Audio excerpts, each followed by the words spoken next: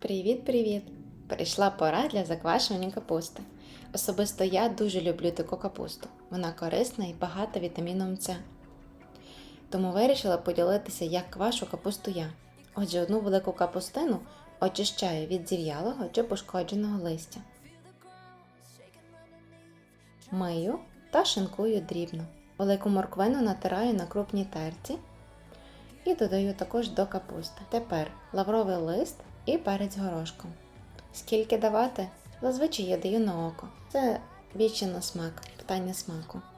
Легко вимішую, щоб капуста залишалася хрусткою.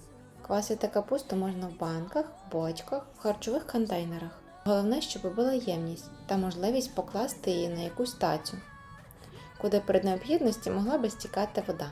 А буде вона стікати обов'язково в процесі заквашування.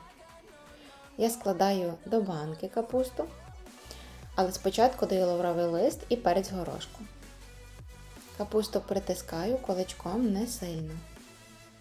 Користуючись нагодою, хочу нагадати вам, що ви можете підписатися на канал, щоб дізнаватися про нові відео. А також не забувайте ділитися своїми враженнями у коментарях. Дуже дякую вам за ваші вподобайки. Готую розсіл. Кипячену воду холодну змішую з сіллю. В пропорції 1 столова ложка солі на 1 літру води. Вода має бути не тепла і не гаряча, а тільки холодна. В цьому рецепті немає цукру. Тому для кого це важливо, зберігайте і користуйтесь на здоров'я. Наверх капусти знову даю лавровий лист і перець. Заливаю розсолом капусту, щоб покрила вода повністю. Прикриваю банки кришками і ставлю на тацю. Так залишаю капусту на 3 дні кваситись. Після першого дня видно, що почався процес заквашування. Якщо потрібно, доливаю води. На другий день повторюю те ж саме.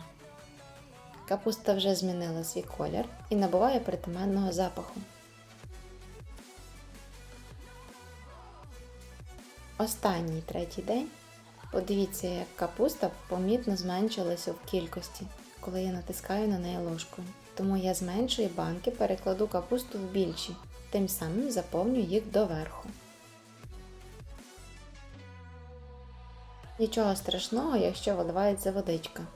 У нас будуть залишки, які ми зможемо їх долити. Закриваю тепер банки кришками. Зберігається така капуста в холодильнику. Її можна вже відразу споживати, але я дам ще трішки постояти їй. Вона є дуже смачна, хрумка і без стороннього запаху та смаку. А головне, без цукру. Свою хрумкість капуста не втратить навіть за місяць-два часу.